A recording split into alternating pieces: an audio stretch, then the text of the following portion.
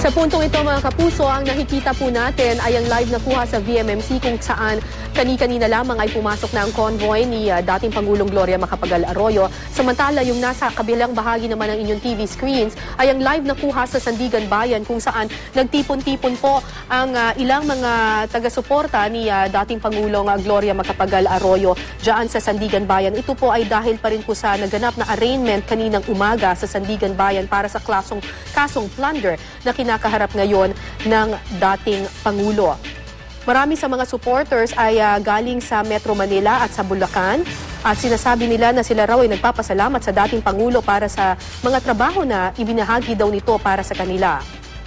Naging mahigpit ang seguridad sa Sandigan Bayan at ganun din po sa VMMC para nga dito sa arraignment ng dating Pangulong Gloria Macapagal Arroyo. Sa ngayon po ay hindi pinapayagan ng media na makapasok sa loob ng VMMC. Nandun lang sila sa labas, sa may kalsada. Habang papasok nga ang convoy ni dating Pangulong Gloria Macapagal Arroyo kung saan naka-hospital arrest siya sa VMMC.